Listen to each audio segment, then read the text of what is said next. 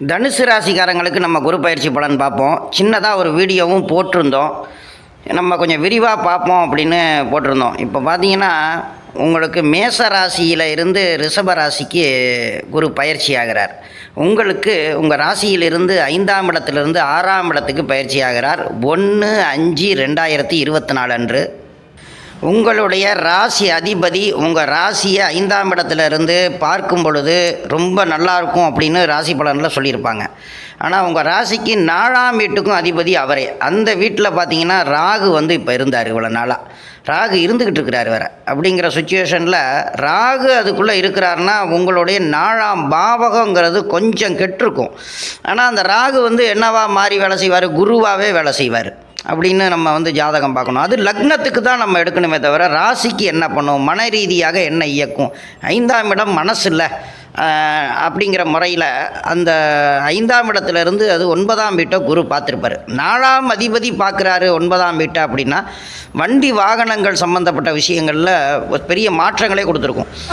புதுசாக வண்டி வாங்குகிற விஷயங்கள்லாம் பண்ணியிருக்கோம். அதே சமயத்தில் அதை விற்கணுங்கிற கண்டிஷன் உருவாகிருக்கும். இல்லைனா செலவு அதிகமாக இழுத்துருக்கும் நிறைய பேருக்கு. அதே சமயத்தில் வீடு விஷயங்கள் ஏதாவது ஒன்று கட்டிக்கிட்டு இருந்திருக்கீங்க அப்படின்னா நல்ல மாதிரியாக எல்லாத்தையும் பண்ணிவிட்டு பாதியில் நிறுத்தி வைக்கிறதையும் சின்ன மன கஷ்டத்தையும் கொடுத்துக்கிட்டே இருந்திருப்பார். நண்பர்கள் மூலியமாக நன்மைகள் நிறைய நடக்கும் அப்படிங்கிற மாதிரி நிறைய நம்பி நிறைய விஷயங்களை பண்ணியிருப்பீங்க. என்ன காரணம்னா நீங்கள் அடுத்தவர்களை கொஞ்சம் அதிகமாக நம்புவீங்க, நம்பி நிறையா விஷயம் பண்ணுவீங்க. அது உங்களுக்கு சில நேரத்தில் பாதகமாகவே முடிஞ்சுக்கிட்டு இருக்கும். எப்போ பார்த்தாலும் அது உங்களுடைய ராசி அதிபதி இவ்வளோ நாளாக அது போன வருஷம் பார்த்தீங்கன்னாக்கா 4ஆம் இடத்துல இருந்திருப்பார். இப்போ போன வருஷம் முழுமையாக 5ஆம் இடத்துல இருந்தார். அப்போ நீங்கள் என்ன பண்ணியிருப்பீங்க, கமிஷன் ரீதியாக உள்ள தொழில் ஏதாவது ஒன்று பண்ணணும், இல்லைனா ஏதாவது பெரிய முதலீடு போடணும் அப்படிங்கிற மாதிரி உங்களுடைய மொத்த பணமும் எதுலையாவது கொண்டு லாக் பண்ணி வச்சுருப்பீங்க. அது உங்களுக்கு கொஞ்ச நாள் வருமானம் கொடுத்துருக்கோம். பார்த்தா அதுக்கப்புறம் அது ஒன்றுமே பண்ணாத சூழ்நிலையை கொண்டு போயிருப்பார். ஏன்னா 4ஆம் வீடுங்கிற பாவக சம்மந்தப்பட்ட விஷயங்களும் சேர்த்து இயக்கிருப்பார்.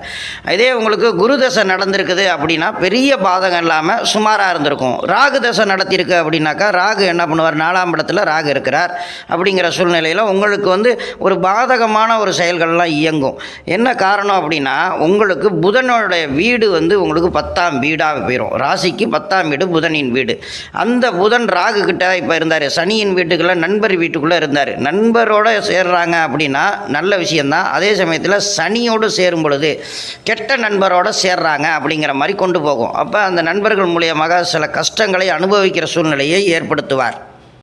சிலர் தன்னுடைய பிள்ளைகளுக்கு திருமணம் பண்ணி கொடுக்கறது, இது மாதிரி சில கடன்கள் ஏற்பட்டிருக்கும். ஆனால் அது பெரிய பாதிப்பை கொடுக்காது. இப்போ பார்த்தீங்கன்னா உங்களுக்கு 6ஆம் இடத்துக்கு 5ஆவது மாதத்துக்கு பிறகு குரு வர்றதுனால கடனெல்லாம் அடைக்கணுங்கிற கடன் சம்பந்தப்பட்ட கவலையை கொடுக்குற நேரத்தை இப்போ ஒரு மாதமாகவே இயக்கிக்கிட்டு இருக்கோம் எல்லாருக்குமே. இந்த கடனை எப்படி அடைக்க போகிறோம், எப்படி கொஞ்சம் பிரச்சனைகள்லாம் தீர்க்க போகுது அப்படின்னு அதுக்காக தொழிலை கொஞ்சம் விரிவுபடுத்தணுங்கிற எண்ணங்கள்லாம் உருவாகிட்டு இருக்கும். அதை பார்த்தீங்கன்னா உங்களுக்கு 6ஆம் இடத்துலேருந்து 10ஆம் இடத்தை குரு பார்ப்பார். உங்களுடைய ராசிக்கு 6ஆம் இடத்துல இருந்து 10ஆம் வீட்டை குரு பார்ப்பார். புதனின் வீட்டை தான் பார்ப்பார். அந்த புதனின் வீட்டை பார்க்கும் பொழுது நீங்கள் நல்லா யோசித்து பார்த்துக்குங்க. புதனின் வீட்டுக்கு யார் நண்பரோ அப்படிங்கிற முறையில் தான் நம்ம எடுத்துக்கணும். அந்த புதனின் வீடு செவ்வாய்க்கு ஆகாதவர். அப்போ உங்களுக்கு ஒரு மேச ராசிக்கார், மேச லக்னத்தில் பிறந்திருக்கிறவங்க, தனுசு ராசி மேச லக்னத்தில் இருக்கிறாங்க அப்படின்னு வைங்களேன், அது கொஞ்சம் பிரச்சனைகளை கொடுக்கும். தொழிலை ஒழுங்காக நடத்த விடாது. அதே தனுசு ராசி தான், ஆனால் மேச லக்னமாக இருந்தீங்கன்னாக்கா அது உங்களுக்கு புதனின் வீட்டை பார்க்குறதுனால கம்யூனிகேஷனை தப்பாக நடத்தி ப்ராப்ளங்கள்லாம் உங்களுக்கு ஏற்படுத்தும். மற்ற லக்னங்களுக்கு உள்ளவங்களுக்கு ஒரு பெரிய பிரச்சனைகளை தராது. 6ஆம் வீட்டுக்கு போனோடனே என்ன பண்ணுவார், முதல்ல நல்லா நம்ம உழைக்கணுங்கிற விஷயங்களை ஏற்படுத்துவார். இது என்ன பண்ணும்னா 7ஆவது மாதம் லாஸ்ட்டு ஆரம்பிக்கும் போது குருவோட செவ்வாய் கனெக்ட் ஆகும். குரு செவ்வாயும் கனெக்ட் ஆகி 6ஆம் வீட்டுக்குள்ளே இருப்பாங்க. அப்போ 12ஆம் வீட்டை பார்க்கும் பொழுது இந்த கட்டிட தொழிலாளர்கள் இந்த மாதிரிலாம் உள்ள விஷயங்கள்லாம் பார்த்திங்கன்னா சூப்பராக இருக்கும். டாக்டர்ஸு இவங்கெல்லாம் ரொம்ப சந்தோஷமாகுவாங்க. ஒரு கணவன் மனைவி பிரிவினை பிரச்சனைகள்லாம் இருக்கிறவங்கலாம் பார்த்திங்கனாக்கா இந்த இடத்துல இந்த செவ்வாய் சேரும் பொழுது சின்ன சண்டை சச்சரவுகளை ஏற்படுத்திக்கிட்டே இருக்கும். ஆனால் பெரிய பிரச்சனைகளை தராது. ஏன்னா பொறுப்பான விஷயங்கள் அப்படிங்கிற 10ஆம் வீட்டையும் அவர் பார்த்துக்கிட்டு இருக்கிறாரு. குரு பயிற்சி ஆனவுடனே நீங்கள் கொஞ்சம் தெளிவாக என்ன மாதிரி விஷயங்கள்லாம் தெரிஞ்சுக்கணும் அப்படின்னாக்கா, செவ்வாய் பகவான் உங்களுக்கு ஜாதகத்துக்கு 12ஆம் வீட்டுக்கும் அதிபதி செவ்வாய். அப்படிங்கிறப்ப அந்த செவ்வாய் 12ஆம் வீட்டுக்கு அதிபதியான விரயஸ்தானத்துக்கான அதிபதி குருவோட கனெக்ட் ஆகும் பொழுது என்ன பண்ணுவார்? விரயங்கள் தான் பண்ணுவார்னு நிறையா பேர் நினச்சிட்டு இருப்பாங்க. திருமணம் பண்ணாதவங்க, ரொம்ப நாளாக திருமணமே ஆகாமல் 30 வயசை தாண்டி போயிட்டுருவங்களுக்கு 6ஆம் இடத்துல குரு இருந்தாலும் திருமணம் செய்வாருங்க. மெயினாக குழந்தை இல்லாதவர்களுக்கு குழந்தை கிடைக்கும். சில பேருக்கு குழந்தை ஒரு ஏன்னா 10ஆம் வீட்டை பார்க்குறதுல அங்கே கேது இருக்கிறாரா, சில பேருக்கு கருக்கலைப்பெல்லாம் ஏற்படும். சிலருக்கு தான், எல்லாருக்கும் இல்லை கருக்கலைப்பு ஏற்படுறதெல்லாம். ஆனால் கவலையை கொடுக்குற அளவுக்கு பண்ணாது. குரு பார்வையில் இருக்கிறதுனால கவலையை கொடுக்குற அளவுக்கு அந்த கருச்சிதைவு இந்த மாதிரி விஷயங்களை கொடுக்காது. சுமாராக இருக்கும். பிள்ளைகளை நினச்சி சின்ன ஒரு கவலையை கொடுப்பார். ஆனால் அதிலிருந்து மீண்டு வந்துடுவீங்க. கடனெல்லாம் அடைக்கிறதுக்கான விஷயங்களையும் செயல்படுத்துவார். சிலருடைய ஜாதகத்தில் பார்த்தீங்கன்னாக்கா 12ஆம் வீட்லேயே குரு இருப்பார். ராசி அதிபதி தன் வீட்டுக்கு 12இல் மறைந்து அப்படின்னு சில பேருக்கு இந்த மாதிரிலாம் இருப்பார். அவர் 6ஆம் வீட்டை குரு பார்த்துக்கிட்டு இருப்பார். அப்படி இருக்கிறவங்களுக்கு பார்த்தீங்கன்னா இந்த 17ஆவது மாதத்துக்கு பிறகு 17ஆம் தேதி 8ஆவது மாதத்துக்கு பிறகு பார்த்தீங்கன்னா சொத்துக்கள் ரீதியாக சில குழப்பங்களும் பிரச்சனைகளையும் ஏற்படுத்துவார். அந்த நேரத்தில் அதிகமாக யார்கிட்டையும் பேசாமல், ஏன்னா சனியின் வீடு, அதிகமாக பேசாமல் ரொம்ப சமாதானமாக போய் பிரச்சனைகள்லேருந்து வெளியில் வர்றதுக்கு பார்க்கணும். போலீஸ் கேஸ் இதெல்லாம் போய் இழுத்துக்காதீங்க, பெரிய பிரச்சனைகளை உருவாக்கிக்காதீங்க. ஏன் சொல்கிறேன்னாக்கா, உங்களுக்கு 2ஆம் அதிபதி சனி பகவான் 3ஆம் வீட்டில் இருந்து, 3ஆம் வீட்டில் சனி இருக்கிறது நல்லதுன்னு சொல்லுவாங்க. ஆனால் உங்களுக்கு 2ஆம் அதிபதியும் அவரே ஆவார். அப்படிங்கிற சூழ்நிலையில் வருமான விஷயங்களில் கொஞ்சம் பிரச்சனைகளையும் கொடுக்குற சுச்சுவேஷனையும் இயக்கிடுவார். அதனால் கொஞ்சம் கவனமாக இருங்க. மெயினாக 8ஆவது மாதம் தான் நான் கவனமாக இருக்க சொல்கிறேன். இப்போல்லாம் ஓரளவுக்கு நார்மலாக போயிட்டுருக்கோம். ஆனால் பிரச்சனைகளை சமாளிக்கிற சுச்சுவேஷனில் தான் இருப்பீங்க. உங்களுக்கு உற்சாகம்லாம் இப்போ இருக்கும். நல்ல உற்சாகமாக ஏதாவது பண்ணிடணும், எப்படியாவது கொஞ்சம் முன்னேற்றத்துக்கு வந்துடணும், பழைய மாதிரி ஆகக்கூடாது, இப்போ இவ்வளோ பின்தங்கி வந்துட்டோமே, நம்ம மேலே ஏறி வரணும் அப்படிங்கிற சூழ்நிலையை நல்லா சுறுசுறுப்பாக இயக்கிற ஒரு மூளையில் நல்ல ஒரு சக்தியை கொடுக்குற இடத்துல தான் இப்போ இருக்குது. இப்போ இந்த மாதிரி சூழ்நிலையில் இருக்கும்போது நம்ம அந்த நேரத்தில் நீங்கள் மனசு தளர்ந்து தொய்வாகிற நேரத்தை கொடுக்கும். அந்த நேரத்தில் ரொம்ப கவனமாக இருங்க. சிலருக்கு பெரிய மொத்த பணம் கிடைக்குங்க. 8ஆவது மாதத்தில் பார்த்தீங்கன்னா சிலருக்கு மொத்தமாகவே பணம் கிடைக்கும். அவங்களுக்கு ஏன்னா குரு சில நேரங்களில் உங்களுடைய ராசிக்கு 7ஆம் இடத்துலையே குரு இருப்பார். ராசிக்கு 7ஆம் இடத்துலையே குரு இருந்து உங்கள் ராசியை பார்ப்பார் சிலர் ஜாதகத்தில். இப்போ அவங்களுக்கு பார்த்திங்கன்னா பெரிய லெவலில் மொத்தமாக பணம் கிடைக்கிறத பண்ணும். அந்த பணத்தை எடுத்து ஒரு பெரிய லெவலில் ஒரு இடம், இந்த மாதிரி விஷயங்களில் இன்வெஸ்ட்மெண்ட் பண்ணுறது, கடன்கள்லாம் அடைக்கிறது, இந்த மாதிரி நல்ல விஷயங்களையும் செய்வார். வர்ற 12ஆவது மாதம் வரை பார்த்தீங்கன்னா சனி பகவான் 3ஆம் இடத்துல இருந்து 9ஆம் வீட்டை பார்த்துக்கிட்டு இருக்காரு. உங்களுக்கு 9ஆம் வீட்டை சனி பகவான் 9ஆம் வீட்டை பார்த்தாலே பாக்கியங்கள் கொஞ்சம் கெட்டு போகும் அப்படிங்கிற மாதிரி சொல்லுவாங்க. ஆனால் 12ஆவது மாதத்துக்கு பிறகு பார்த்தீங்கன்னா 4ஆம் இடத்துக்கு போவார். 4ஆம் இடத்துக்கு போகும்போது அர்த்தாஷ்டம சனி அப்படிங்கிற மாதிரி உங்களுக்கு இயக்கம் ஆரம்பிக்கும். ஆனால் அதே சமயத்தில் குருவின் வீட்டுக்குள்ளே இருக்கிற சனி பகவான் பெரிய பிரச்சனையை கொடுக்க மாட்டார். ஏன்னா குருவும் சனியும் சம கிரகங்கள், பகையும் கிடையாது, எதுவும் அவங்களுக்குள்ள ஒரு நட்பு பகை எதுவுமே கிடையாது, சம கிரகம் அது. அப்படிங்கிற சூழ்நிலையில் சனி பகவான் 12ஆவது மாதத்துக்கு பிறகு அந்த பக்கம் உங்களுடைய மீனராசிக்குள்ளே உள்ள நுழையும் பொழுது பார்த்தீங்கன்னா பிரச்சனைகளை கொஞ்சம் குறைப்பார். 10ஆம் வீட்டை பார்க்குறதுனால தொழிலை விரிவுபடுத்துவார். நல்லா டெவலப்மெண்ட் பண்ணுவீங்க. வண்டி வாகனங்கள்லாம் புதுசாக வாங்குகிற விஷயங்களை கொண்டு வரும். பேட்டரி வண்டி வாங்குற மாதிரி உள்ள விஷயங்கள்லாம் இயக்குவார். ஏன்னா ராகுவோட போகிறாருல, Rahu electrical and electronics, huge network, இந்த மாதிரி விஷயங்களோட கனெக்ட் ஆவார். சனியும் ராகுவும் கனெக்ட் ஆனால் பிரச்சனை நினைப்பாங்க. அது 4ஆம் வீடுங்கிறது நல்லது. ஏன்னா 4ஆம் வீடு ஒரு கேந்திர ஸ்தானம் அப்படிங்கிற இடம். அது ராசிக்கு கேந்திரம். லக்னத்துக்கு என்னன்னு நம்ம பார்க்கணும். லக்னத்துக்கு தகுந்த மாதிரி தான் ஒவ்வொரு தனிநபர் ஜாதகத்தில் வேலை செய்யும். ராசியை பொறுத்தவரை நல்ல ஒரு எலக்ட்ரிக்கல் எலக்ட்ரானிக் சம்மந்தப்பட்ட விஷயங்களை இயக்குங்கிறனால அந்த வண்டி வாகனங்கள்லாம் பேட்டரி வண்டி வாங்கணும், நல்ல அழகான விஷயங்கள்லாம் பண்ணணும் அப்படிங்கிற விஷயங்கள்லாம் இயக்குவார். கல்யாணமே பிடிக்கலை அப்படின்னு சொல்லிக்கிட்டு ரொம்ப நாளாக திருமணமே பண்ணாமல் இருந்தவங்க கூட இந்த 6ஆம் இடத்துல குரு 12ஆம் வீட்டை பார்க்கும் பொழுது திருமணம் நடக்குங்க. அதுக்கு காரணம் என்னங்கன்னா 12ஆம் இடம்ங்கிறது ஒரு படுக்கையறை ரகசியங்கிற இடமும் அதுக்குள்ளே தான் இருக்குது. திருமண விஷயங்களில் அவங்க சந்தோஷம் அடைந்து ஒரு உடல் ரீதியாக சுகபோகங்கள் சந்தோஷங்கள்லாம் கிடைக்கணுங்கிற விஷயங்களையும் இயக்குவார். அப்படிங்கிறதுனால திருமணம் கண்டிப்பாக பண்ணும். கணவர் தேர்ந்தெடுக்கிற முறையில் கொஞ்சம் கவனமாக இருக்கணும். ஏன்னா 3ஆம் இடத்துல இருக்கிறவரை சனி பகவான் தன்னுடைய மூளையில் தவறான ஒரு ஸ்பௌஸை நீங்கள் தேர்ந்தெடுத்துடக்கூடாது. 1க்கு 2 தடவை நல்லா கருத்தில் கொண்டு 2 பேரும் பேசி முடிவெடுத்து அதுக்கப்புறம் திருமண யோகங்களுக்கு கொண்டு போங்க. அதுதான் உங்களுக்கு நல்லது. உங்களுடைய ராசிக்கு 2ஆம் இடத்தையும் குரு பார்க்குறாருல, செவ்வாயோடு சேர்ந்து பார்க்கும் பொழுது என்ன நடக்கும்? குரு மங்கள யோகத்தை கண்டிப்பாக பண்ணும் பொழுது திருமண விஷயங்கள் கண்டிப்பாக நடக்கும் அப்படிங்கிற விஷயங்களை உறுதிப்படுத்துது. அந்த இடத்துல உங்களுடைய சந்திரன் எப்போ வந்து பயணிக்கிறாரு, 8ஆம் அதிபதி அந்த இடத்துல எப்போ பயணிக்கிறாருங்கிற விஷயங்களை கொஞ்சம் கவனிங்க. ஒரு ராசி பலன்லாம் கேட்பீங்கள்ல, அப்படிங்கிறப்ப அதை கவனிங்க. அந்த 2ஆம் இடத்துல மட்டும் அந்த சந்திரன் வராமல், அதாவது மகர ராசிக்குள்ளே எப்பெல்லாம் சந்திரன் நகர்றாரோ அந்த நேரங்கள்லாம் நீங்கள் சரியான முடிவுகள் வந்து எடுக்க முடியாத சூழ்நிலை ஏற்படும். சந்திராஷ்டம நாட்களில் கூட நீங்கள் வந்து நல்லா இருப்பீங்க. ஏன்னா உங்களுடைய ராசிக்கு அந்த சந்திரன் நண்பர் தான் அப்படிங்கிற முறையில் பெரிய கெடுதல்கள்லாம் பண்ண மாட்டார். 8ஆம் இடத்துலையே இருந்தாலும் கூட கெடுதல்கள்லாம் பண்ண மாட்டார். ஆனால் உங்களுக்கு 2ஆம் இடத்துல வரும்போது வருமான விஷயங்களையும் யாருக்கும் கையெழுத்து போடுறது, யாருக்காவது அக்ரிமெண்ட் ரீதியாக பிரச்சனைகள் பண்ணுறது, இந்த மாதிரி விஷயங்கள்லாம் பார்த்தீங்கன்னா அது பிரச்சனைகளுக்கு உள்ளாயிடும்.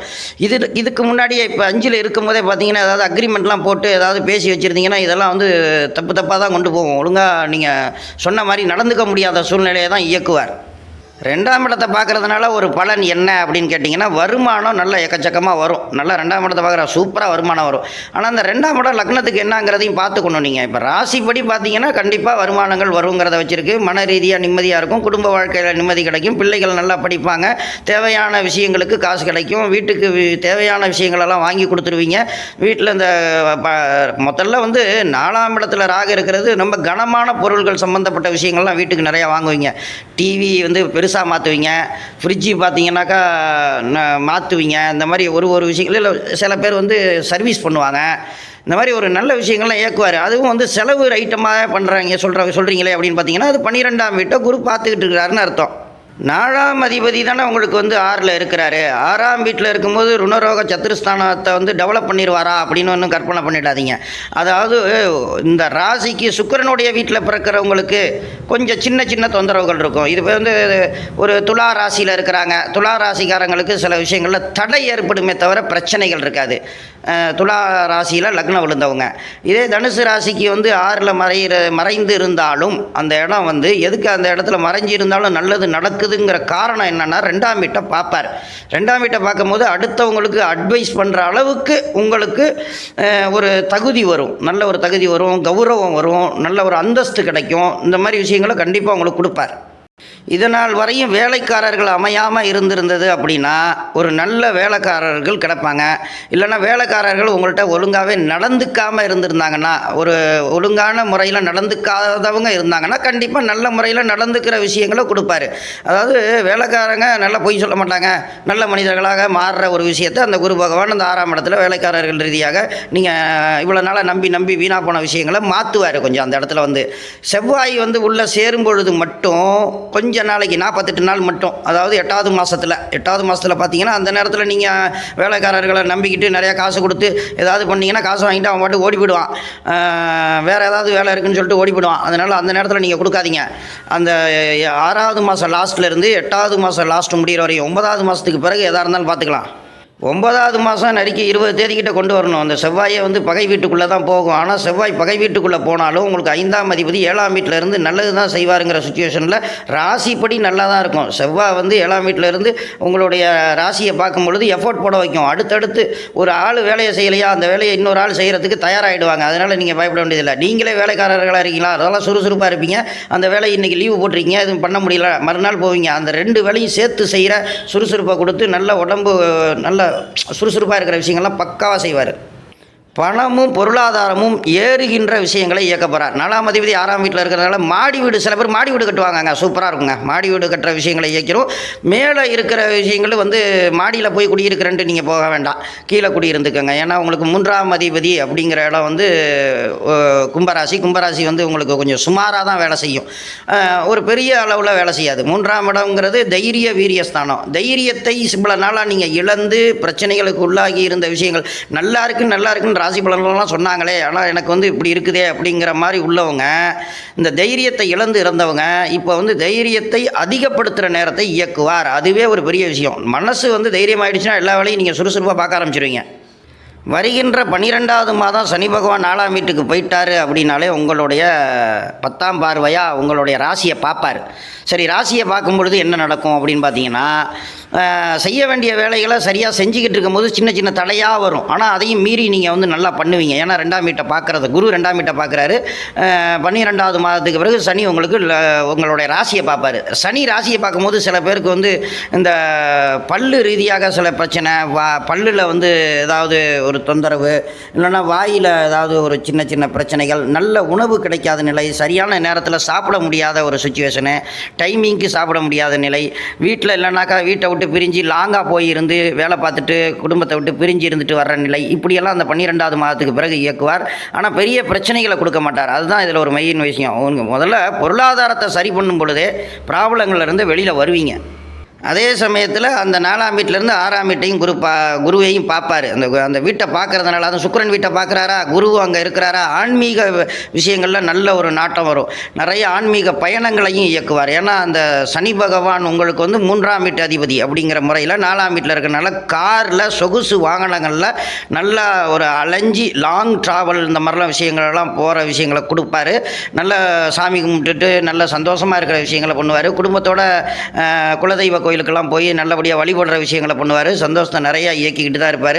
நல்ல ஒரு பொற்காலமாக இது உங்களுக்கு அமைய போது. சின்ன சின்ன கஷ்டங்கள் இருந்தாலும் இந்த பொருளாதார பிரச்சனையிலிருந்து நீங்கள் வெளியில் வந்து நல்ல காசு பணத்தோட சுகமான வாழ்க்கையை வாழ்கிறதுக்கான விஷயங்களை இந்த குரு பகவான் கண்டிப்பாக கொடுப்பார். நல்ல ஒரு பொற்காலம் இது. மற்றபடி இதுக்கு வந்து ஒரு பரிகாரங்கள் அப்படின்னு நீங்கள் பார்த்தீங்கன்னாக்கா சூரிய பகவானை தான் எடுத்துக்கணும். நீங்கள் திருவண்ணாமலை கிரிவலம் போங்க, சூரிய பகவானார் கோயிலுக்கு போங்க, சுக்கிர வழிபாடெல்லாம் வந்து பண்ணுங்கள். சுக்கிரன் வந்து எதிரியாச்சு, அதெல்லாம் பண்ணக்கூடாது அப்படிலாம் கணக்கு கிடையாது. சுக்கிர பகவான் வழிபாடுகள்லாம் நல்ல விஷயங்களை தான் கொடுப்பாரு. பரிகாரத்தையே நான் கொஞ்சம் வித்தியாசமான முறையில் பாவங்கள் தீர்க்கதற்கான பரிகாரங்களை நான் கொடுப்பேன். கோயிலுக்கு போகிறதுங்கிறது தங்களுடைய ஆன்மாவை சுத்தம் செய்து கொள்வதற்காக தான் கோயிலுக்கு போகிறது, பாவத்தை தீர்ப்பதற்காக அல்ல. அதுவே நிறைய பேர் வந்து புரிஞ்சிக்க மாட்டேங்கிறாங்க. உங்களுடைய செவ்வாய் வீட்டை வந்து குரு பகவான் பார்க்குறாரு. அவரே 5ஆம் வீட்டுக்கு அதிபதி, 5க்கு 2ஆம் வீட்டில் இருக்கிறார். அப்படிங்கிறப்ப குருவை பொறுத்த வரையும் அந்த 5ஆம் வீட்டுக்கு 2ஆம் வீட்டில் இருக்கிறாரு. ஆனால் அந்த செவ்வாய்ங்கிற 5ஆம் அதிபதி செவ்வாய்ங்கிறவர் உங்களுக்கு பாக்கியத்தை கொடுக்குறாரு. அவருக்கு கொஞ்சம் சின்ன சின்ன, அதாவது 12ஆம் வீட்டை பார்க்குறாரு, அதே வீட்டுக்கு தானே அவரும் காரகன். அதனால் நீங்கள் என்ன பரிகாரங்கள் பண்ணுறீங்கன்னா, குழந்தைகள் ரீதியாக ஏதாவது வாங்கி கொடுங்க. ரொம்ப கஷ்டப்படுற குழந்தைங்களுக்கு ஏதாவது போய் உதவி செய்யுங்க. இயற்கையாகவே உங்களுக்கு உதவி செய்கிற குணம் அதிகமாக இருக்கும்.